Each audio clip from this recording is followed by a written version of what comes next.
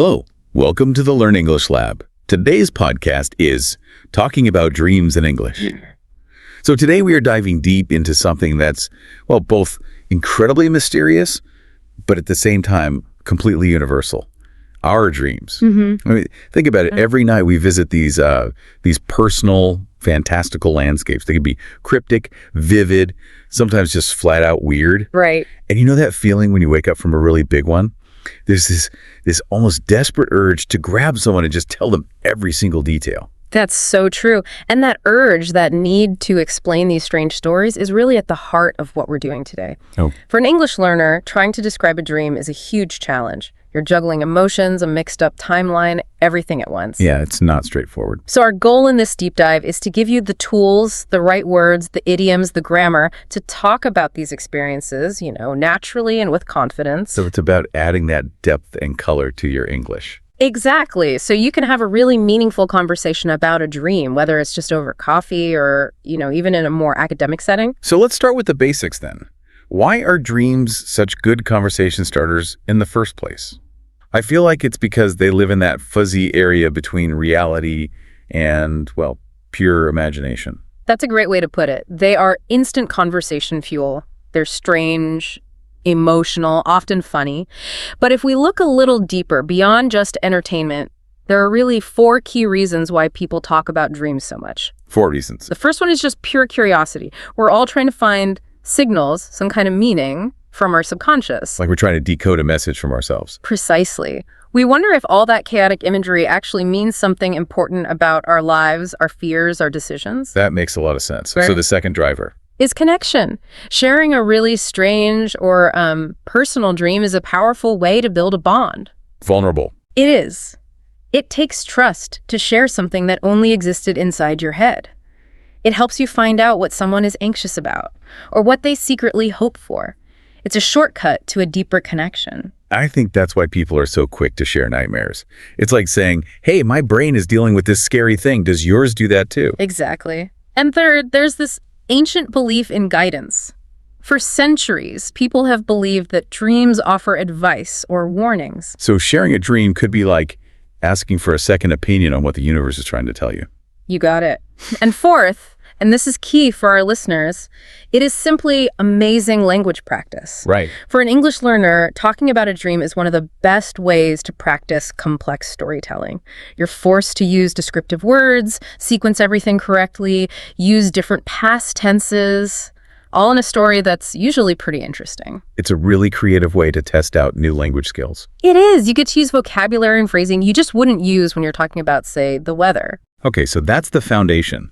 Let's start unpacking this with the essential building blocks, the vocabulary we need to even start describing the dream world. Let's do it. First, we need to be able to name what we're experiencing, and the key here is making distinctions.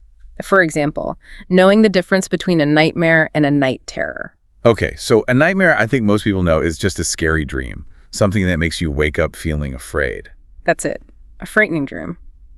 But a night terror is different. It's much more intense and physical. It's often associated with kids, and it involves screaming, a racing heart, moving around. But they're not really awake. Not fully. And the really crucial part is that afterwards, they often have no memory of what was so scary. I see. So the nightmare is the story you remember, but the night terror is more of a physical panic state without the narrative. Yeah. That's a useful distinction. A very useful one.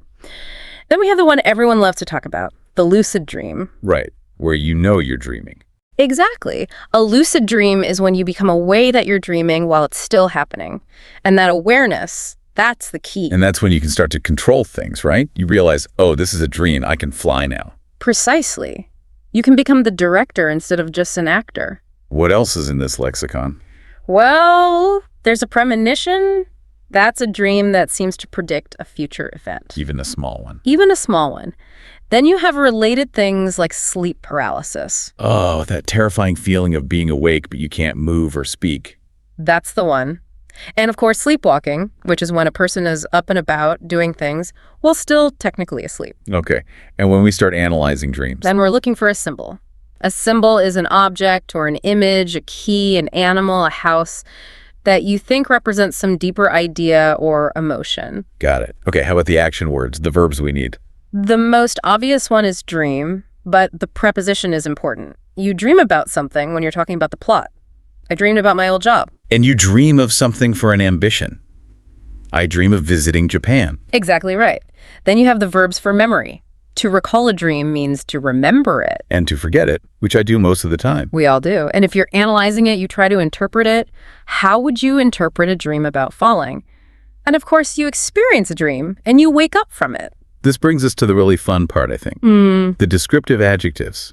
The words that add the color. Yes. You can't just say, I had a dream. It's boring. So what's the most common one? I would say vivid. A vivid dream is one that felt incredibly bright, clear, and realistic. The colors were sharp, the sounds were clear. And for the really strange ones. For the bizarre, logic-defying dreams, the perfect word is surreal. You know, when you're having a serious conversation with a fish, that's a surreal scenario. Right. What about a dream that keeps happening over and over? That's a recurring dream.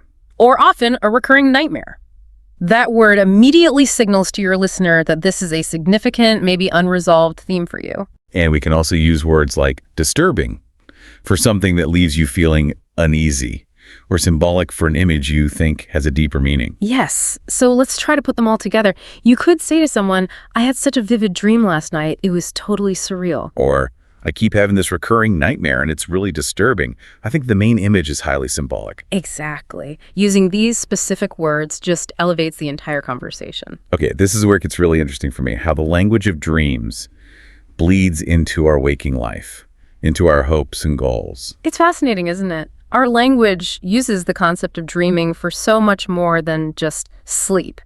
And using these idioms, it really shows fluency. It lets you talk about both literal dreams and, your ambitions. So let's start with the big one, the one you see on motivational posters everywhere.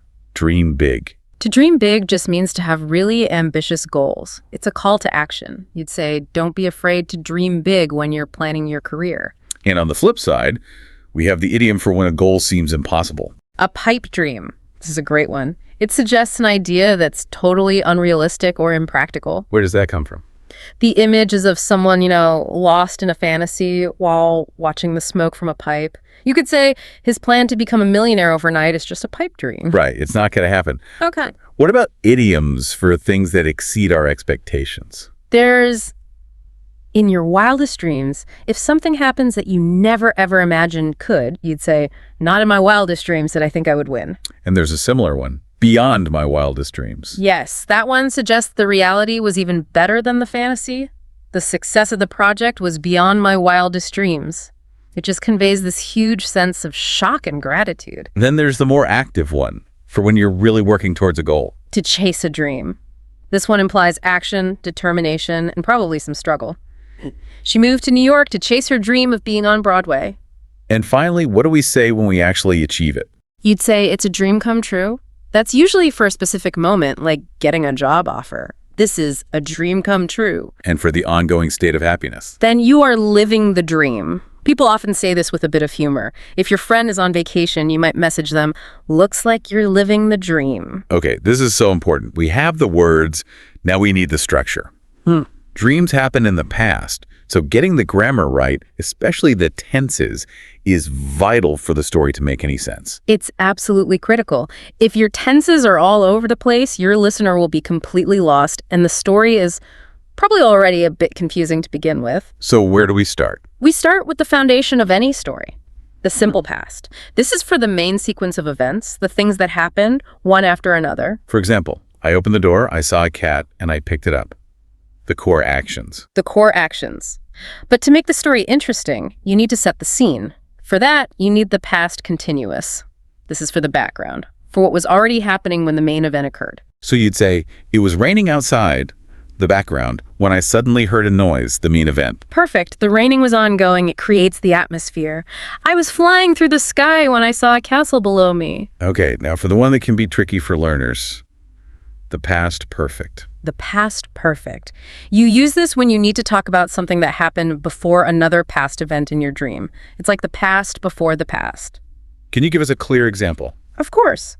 Let's say in your dream you couldn't find your keys. You might say, I realized, simple past, I couldn't get in my house because I had left, past perfect, my keys at the office. Ah, So the leaving of the keys happened before the moment of realization in the dream. That's it. It clarifies the timeline. Let's try a quick role play. You start a dream story. Okay. Last night I dreamed I was walking past continuous in a forest. Nice. And as you were walking, you found, simple past, a small wooden box on the path. Ooh, I like this. I knelt down, simple past, to open it. I recognized it immediately.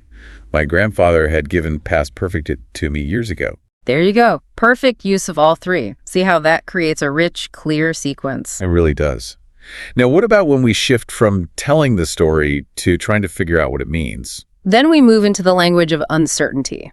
You have to use modal verbs. You're speculating, so you need words like maybe, might, could, or must. Because you're not a psychologist, you're just guessing. Right. You're not stating a fact. So you say, I dreamed I was lost. I think it might mean I'm worried about my future.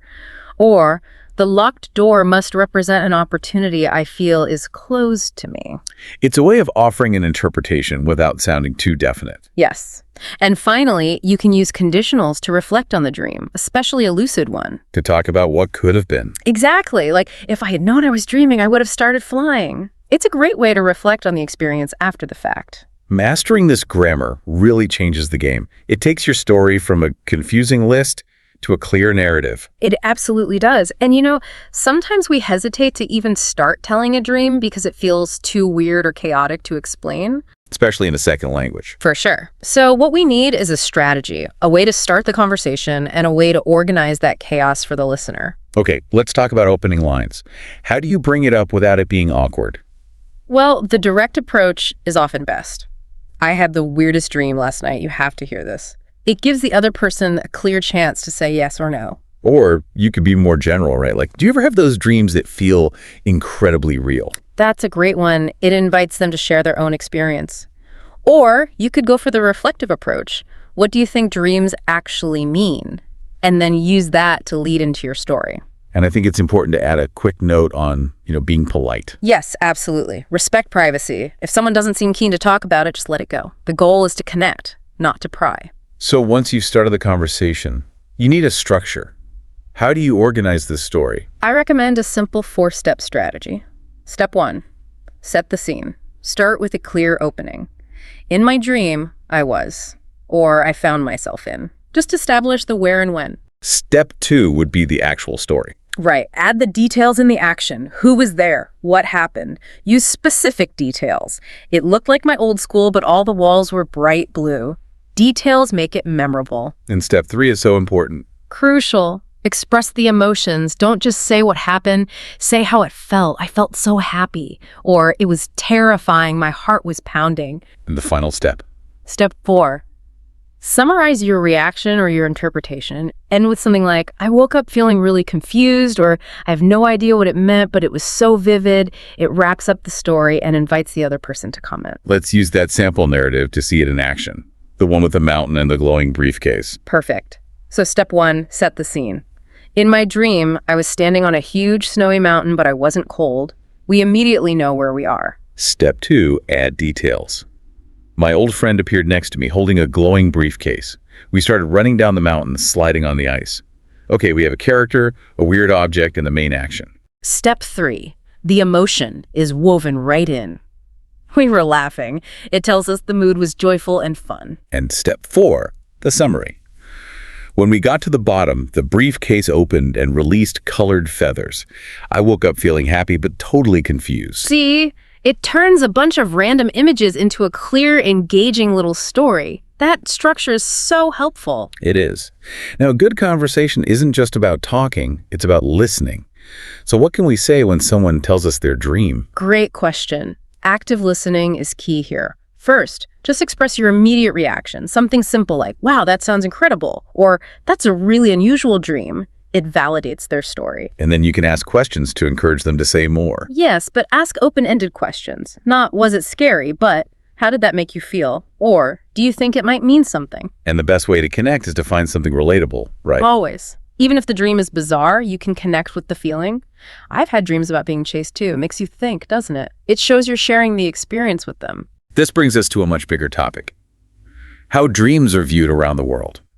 Understanding this is so important for cross-cultural conversations. It's essential because in some cultures, a dream isn't just a random story from your brain. It's seen as a literal message. A message from where? It could be from ancestors, from a deity, or a direct glimpse of the future. It's an external communication. Whereas in most modern Western cultures, we see it as an internal thing. Exactly. It's seen as your own psychology at play or even just random brain activity. So you have to be aware of which framework the person you're talking to is using. Can you give us a concrete example of how a symbol might be interpreted differently? Let's take a common one, like water. In many traditional Chinese interpretations, water is linked to harmony and health. So calm, clear water is a good sign, while stormy water could be an omen of imbalance or illness. So it's about your current state of being. Yes. Now, in parts of the Middle East, with a strong tradition of prophetic dreams, clear water might be seen as a sign of future blessings or abundance. A flood could be a literal warning about the future. The focus is more on fate. And in the West? In the West, influenced by psychoanalysis, we'd probably see water as a symbol for the unconscious mind or your emotions. Drowning would mean you feel overwhelmed by your feelings. Wow. 3 totally different takes on the exact same image. Which is why the most important piece of etiquette is to be open and respectful. Don't dismiss someone's beliefs that their dream was a prophecy. And also be aware that in some cultures, it's considered bad luck to even talk about a nightmare. That's a really good point to remember. Okay, for our listeners who want to have a more, let's say, academic discussion about this, we should probably introduce more advanced vocabulary. For sure. If you want to move into a deeper analysis, you should be familiar with terms from psychoanalysis, like Freudian or Jungian dream theory. So you could frame your interpretation that way. From a Jungian perspective, this figure might be an archetype. Precisely. You also need the terms for the parts of the mind involved. The subconscious and the unconscious. These are the deep layers where dreams are thought to come from. And there are 2 key terms for the content of the dream itself. Right. Yes, and this is a really important distinction. There's the manifest content and the latent content. The manifest content is the easy one. It's just what literally happened in the dream. The mountain, the briefcase, the feathers. Exactly. It's the surface story. The latent content is the hidden psychological meaning. It's what the dream is really about, according to analysts. So if I dream I'm trying to run but my legs won't move, that's the manifest content. Right. The latent content might be that I feel stuck and powerless in my career. You've got it. That distinction is key for any serious analysis. And to take it a step further, we can talk about archetypes. That's a Jungian idea, right? Universal symbols. Yes. Universal patterns that appear in stories and dreams across all cultures. Like the shadow, which represents the parts of ourselves we don't want to acknowledge. So if you dream you're fighting some dark, scary figure, you might interpret that as confronting your shadow archetype. It's a more sophisticated way of looking at it. it's much more insightful than just saying, I fought a monster. It is. And finally, let's talk about the common themes that pop up in dreams all the time. These are great talking points because they have widely known interpretations. Let's start with a classic stress dream. Falling. Ah, yes, falling. And that jolt when you wake up, it's almost always linked to a feeling of being out of control in your life. So if you tell someone you dreamed of falling, they might immediately think you're stressed about work or money, It's a very common interpretation. The opposite of that would be flying. which usually feels amazing. Flying is generally seen as representing freedom, empowerment, or getting a new perspective on your problems. It's about liberation. What about being chased? That's another really stressful one. Being chased almost always points to anxiety. It suggests you're running away from a problem in your waking life that you don't want to confront. And a couple more really common ones are losing your teeth. Which is often interpreted as anxiety about your appearance, your power, or fear of loss. And taking an exam you didn't study for. The ultimate unpreparedness dream, that one clearly points to feeling judged or under a lot of pressure to perform. Knowing these common themes gives you an instant way to move from just telling the story to actually discussing what it could mean. It does. It builds a bridge from narration to analysis. Okay, so we have the vocabulary, the grammar, the structures, we have the whole toolkit. How do we actually put this to work to get better at English? And the most important thing is to see it as storytelling practice. Retelling a dream forces you to structure a narrative, to use sequence words like first, then suddenly, and to practice all those past tenses we talked about. And it's also a great prompt for creative writing or even role-playing with a language partner. Definitely. Here's a practical challenge for everyone listening. Try to summarize your last dream in one single sentence. Then try to expand that sentence into a full story using the 4-step structure. I love that. From precision to elaboration, what are some other concrete exercises? The number one thing I'd recommend is dream journaling. Every morning, write down what you remember in English. Later, try to retell the story out loud without looking at your notes. And you could practice with a partner. Yes, pair storytelling. You tell your dream, and your partner has to ask you follow-up questions or offer their own interpretation. It practices speaking, listening, and asking questions. What about practicing the idioms we discussed? You could do an idiom hunt. Pick 2 or 3, like pipe dream or living the dream, and make a point to use them in conversations about your real-life goals during the week. Okay, but what happens when you just can't? The memory's too fuzzy or you don't have the words? Don't panic. If you can't remember, just say that.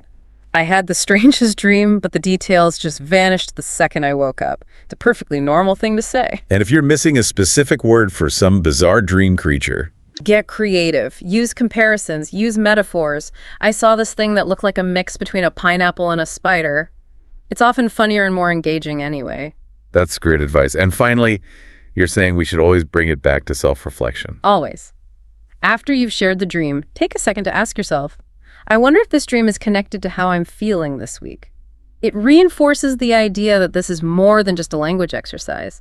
It's a tool for self-understanding. So as we start to wrap this up, I think the main takeaway should be that talking about dreams is where language gets to be creative and personal. It's not about perfect grammar. It's about sharing your imagination and connecting with someone on an emotional level. right. And you shouldn't worry if your English isn't perfect. I mean, dreams are messy and wild by nature. Your language can be too. The goal is just connection. Exactly. And here's a final thought to leave you with. Try to make this a regular habit. Keep that journal. And pay attention, because a lot of language learners report that when you start dreaming in English, that's a huge sign of progress. It means the language is really settling into your subconscious. If you found this deep dive useful, please remember to like, share, and subscribe to this YouTube channel.